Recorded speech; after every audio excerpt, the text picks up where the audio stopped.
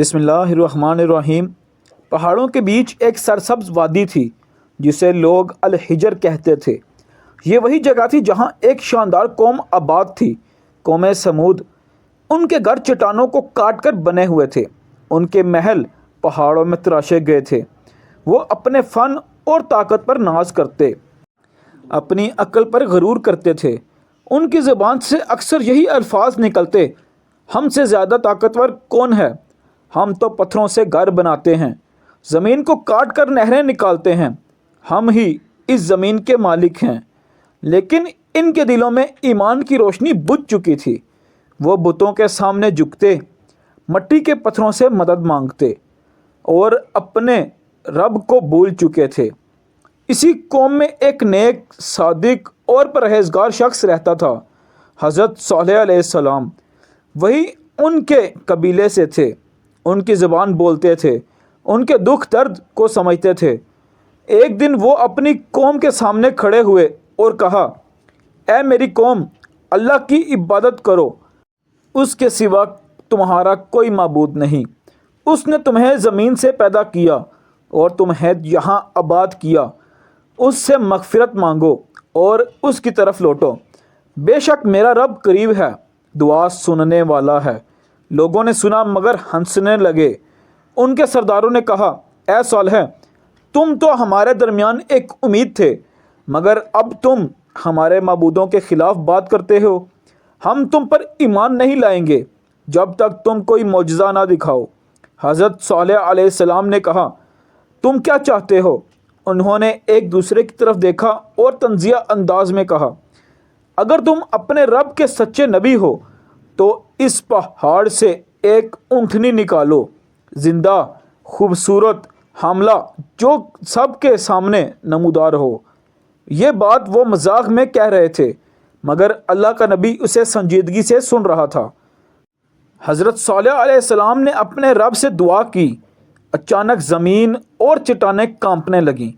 پہاڑ کے دامن میں ایک دراڑ پڑی اور اس دراڑ سے ایک عظیم اونٹنی نکلی، سفید و سنہری، آنکھوں میں نور، اتنی خوبصورت کہ دیکھنے والا حیران رہ جائے۔ قوم کے لوگ دم بخود رہ گئے، ان کے چہرے کے رنگ بدل گئے، ایک لمحے کے لیے ان کی زبانیں گنگ ہو گئی۔ یہ ایک معجزہ تھا جو صرف اللہ کی قدرت دکھاتا تھا۔ حضرت صالح علیہ السلام نے فرمایا: اے میری قوم، یہ اللہ کی اونٹنی ہے، یہ تمہارے لیے ایک نشانی ہے، اسے آزاد چھوڑ دو۔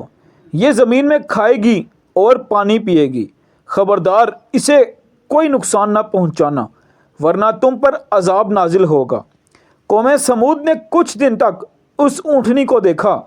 جب وہ پانی پینے آتی تو پورے تالاب کا پانی پی جاتی، اور جب وہ چرتی تو باقی جانور چرنے سے رک جاتے۔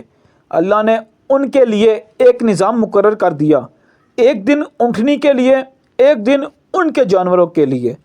پہلے دن جب اونٹنی پانی پیتی تو اگلے دن وہ سب کے جانوروں کے لیے چھوڑ دیتی۔ اس کی برکت سے دودھ اتنا نکلتا کہ سب کے گھر بھر جاتے، بچے ان کے گرد کھیلتے، عورتیں خوش ہوتیں، مگر سرداروں کے دل میں حسد اور نفرت بھڑکنے لگی۔ کہنے لگے: اگر ہم نے اسے یوں ہی چھوڑ دیا تو لوگ صالح علیہ السلام پر ایمان لے آئیں گے، ہمیں کچھ کرنا ہوگا۔ رات کے اندھیرے میں انہوں نے ایک سازش کی۔ 9 آدمی، قوم کے بدترین لوگ، جمع ہوئے۔ انہوں نے کہا: ہم اونٹنی کو قتل کر دیں گے اور صالح کو بھی ختم کر دیں گے۔ اگلے دن جب اونٹنی پانی پینے آئی، ان بدبختوں نے اس پر حملہ کر دیا۔ ایک نے تیر چلایا، دوسرا نیزہ لے کر بڑھا اور آخرکار اس اونٹنی کو قتل کر دیا۔ پہاڑوں نے جیسے چیخ ماری، زمین خاموش ہو گئی۔ اس اونٹنی کے بچے نے جب ماں کو گرتے دیکھا تو تیزی سے بھاگا، ایک پہاڑ پر چڑھا اور درد بھری آواز نکالی، پھر وہ بھی پتھروں میں غائب ہو گیا۔ حضرت صالح علیہ السلام جب پہنچے تو منظر دیکھ کر لرز گئے، ان کی آنکھوں سے آنسو بہہ نکلے۔ انہوں نے کہا: اے میری قوم، تم نے اپنی ہلاکت کو خود بلایا ہے۔ 3 دن تمہیں مزید مہلت دی جاتی ہے، پھر اللہ کا عذاب نازل ہوگا۔ پہلے دن ان کے چہرے پیلے ہو گئے، دوسرے دن لال ہو گئے، تیسرے دن کالے ہو گئے اور چوتھے دن زمین لرزنے لگی۔